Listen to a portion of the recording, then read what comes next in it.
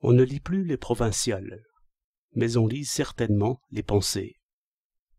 Je ne pense pas ici aux professeurs ni à l'étudiant, qui lisent par état, mais bien au liseur, animal non apprivoisé et dont les mœurs sont mal connues. La librairie témoigne là-dessus indirectement. Vous trouvez partout une édition des pensées de Pascal, conforme aux plus récents travaux, et délivrée de ses notes qui nous remettent à l'école. Mais qui se plaît à cette brutale philosophie? Quelque catholique qui a peur de l'enfer? Cela, je ne le crois point du tout. Bien plutôt, ce genre de catholique qui est commun chez nous, et que je veux appeler libre penseur. Avec ou sans la messe. Cette foule de solitaires couvre une grande étendue de pays. Au juste, quoi?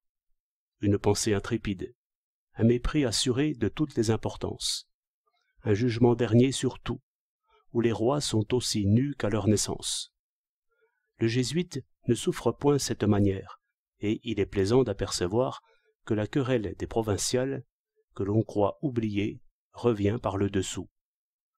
Il ne manque pas de jésuites sans messe, et le fond du jésuite est en ceci qu'il y a des choses qu'il ne faut point dire, et que le mieux est donc de n'y point penser. Le jésuite sans messe fait sa prière aux hommes compétents, ornant le préfet, l'académicien, le général et le ministre, de cette suave perfection que l'on revêt en même temps que le costume. D'où un échange d'académiques sourires. Ah, qu'il est doux d'être jésuite. Sur ce propos somnifère, Pascal entre au jeu et vous réveille tous ces gens-là. Je tirerai, dit-il, mon bonnet à toutes les puissances, comme vous faites. Mais comprenons pourquoi. Je veux bien être esclave, mais je ne veux pas être sot.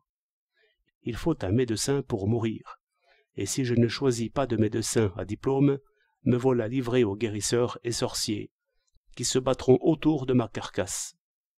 Comme en politique, où il y a moins à craindre d'un sot, qui règne par droit de naissance, que d'un millier de demi-habiles qui se battraient pour la couronne. En ce sens, ce qui est établi est juste, et je salue ce qui est établi. Mais sans respect. Mon bonnet, oui. Mon respect, non. Jésuite consterné. On ne peut point mettre en prison un homme qui obéit. Pourquoi dire ces vérités amères? Puisqu'il faut saluer, n'est-il pas plus simple de respecter? La politesse fait tous les jours ce miracle de faire entrer le respect par l'ouverture du geste et de le pousser jusqu'au derrière de la tête. Prière, c'est politesse. Abêtissez-vous, oui, mais ne le dites pas, et d'abord ne le pensez pas. Toute l'expérience vise là. Ce Pascal est impie et sacrilège, profondément impie et sacrilège. Voyez comme sa pensée prend force en son derrière de tête. Mais cela même, il ne faut point le dire, car on lirait ce nouveau Lucifer, bien nommé porte-lumière. Éteignons-nous et administrons.